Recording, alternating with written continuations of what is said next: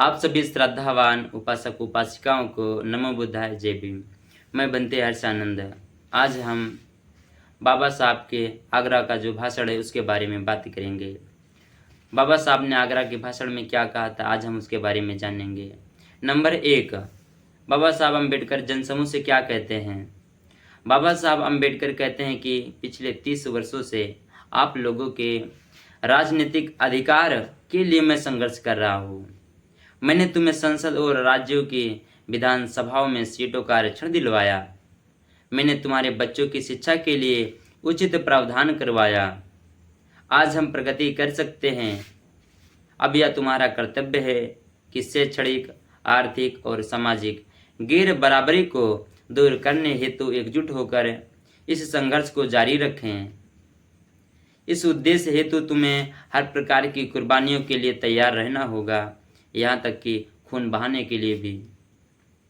दूसरी बात बाबा साहब अम्बेडकर नेताओं से कहते हैं, यदि कोई तुम्हें अपने महल में बुलाता है तो स्वेच्छा से यानी स्वयं की इच्छा से जाओ, लेकिन अपनी झोपड़ी में आग लगा कर नहीं। यदि वह राजा किसी दिन आपसे झगड़ता है और आपको अपने महल से बाहर कर देता है तो आप कहाँ जाओगे। यदि तुम अपने आप को बेचना चाहो तो बेचो, लेकिन किसी भी तरह अपने संगठन को बर्बाद करने की कीमत पर नहीं। मुझे दूसरे से कोई खतरा नहीं है, लेकिन मैं अपने लोगों से ही खतरा महसूस कर रहा हूँ।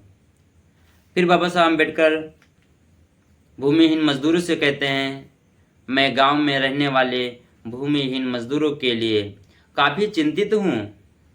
मैं उनके लिए ज़्यादा कुछ नहीं कर पाया हूँ। मैं उनके दुख तकलीफ़ों को सहन नहीं कर पा रहा हूँ। उनकी तबाहियों का मुख्य कारण यह है कि उनके पास ज़मीन नहीं है, इसलिए वे अत्याचार और अपमान के शिकार होते हैं। वे अपना उत्थान नहीं कर पाएंगे। मैं इसके लिए संघर्ष करूंगा। यदि सरकार इस कार्य में कोई बाधा उत्पन्न करती है तो मैं इन लोगों का नेतृत्व करूंगा और इनकी वैधानिक लड़ाई लड़ूंगा, लेकिन किसी भी हालत में भूमिहीन लोगों को ज़मीन दिलवाने का प्रयास करूंगा।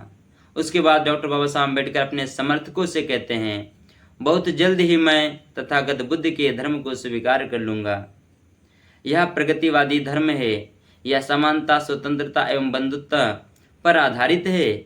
मैं इस धर्म को बहुत सालों के प्रयासों के बाद खोज पाया हूँ। अब मैं जल्दी ही बौद्ध बन जाऊँगा। तब एक अछूत के रूप में मैं आपके बीच नहीं रह पाऊँगा, लेकिन एक सच्चे बौद्ध के रूप में तुम लोगों के कल्याण के लिए संघर्ष जारी रखूंगा। मैं तुम्हें अपने साथ बौद्ध बनने के लिए नहीं कहूँगा, क्योंकि मैं अंधभक्त नहीं चाहता हूँ। केवल वे लोग ही जिन्हें इस महान धर्म की शरण में आने की तमन्ना है, बौद्ध धर्म अंगीकार कर सकते हैं, जिससे वे इस धर्म में विश्वास के साथ रहें और इसके आचरण का अनुसरण करें। उसके बाद डॉक्टर बाबा साहब अम्बेडकर बौद्ध भिक्षुओं से क्या कहते हैं, ये बौद्ध भिक्षुओं के संदर्भ में क्या कहते हैं कि बौद्ध धर्म महान धर्म है। इस धर्म के संस्थापक तथागत बुद्ध ने इस धर्म का प्रचार प्रसार किया और अपनी अच्छाइयों के कारण यह धर्म भारत के दूर दूर तक एवं गली कूचों तक पहुंच सका है। लेकिन महान उत्कर्ष के बाद यह धर्म 1213 ईस्वी में विलुप्त हो गया। 1213 ईस्वी में यह धर्म विलुप्त हो गया। इसके कई कारण हैं। एक कारण यह भी है कि बौद्ध भिक्षु विलासितापूर्ण एवं आराम तलब जिंदगी जीने के आदी हो गए। बाबा साहब अम्बेडकर कहते हैं कि विलासितापूर्ण जीवन बौद्ध भिक्षु जीने लगे थे। धर्म प्रचार हेतु स्थान स्थान पर जाने की बजाय उन्होंने बिहारों में आराम करना शुरू कर दिया तथा रजवाड़ों की प्रशंसा में पुस्तकें लिखना शुरू कर दिया। अब इस धर्म पुनः स्थापना हेतु उन्हें कड़ी मेहनत करनी पड़ेगी। उन्हें दरवाजे दरवाजे जाना पड़ेगा। ये बाबा साहब अम्बेडकर बौद्ध भिक्षुओं को कहना चाहते हैं कि उन्हें दरवाजे दरवाजे जाना पड़ेगा। मुझे समाज में बहुत कम भिक्षु दिखाई देते हैं, इसलिए जनसाधारण में से अच्छे लोगों को भी इस धर्म प्रचार प्रसार हेतु आगे आना चाहिए और इनके संस्कारों को ग्रहण करना चाहिए।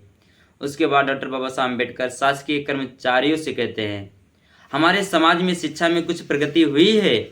शिक्षा प्राप्त करके कुछ लोग उच्च पदों पर पहुंच गए हैं, परंतु पढ़े लिखे लोगों ने मुझे धोखा दिया है।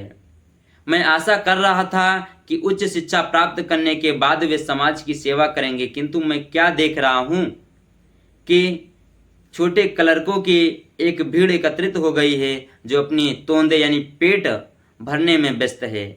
वे जो शासकीय सेवाओं में नियोजित हैं, उनका कर्तव्य है कि उन्हें अपने वेतन का 20वां भाग यानी 5% स्वयं की इच्छा से समाज सेवा हेतु देना चाहिए।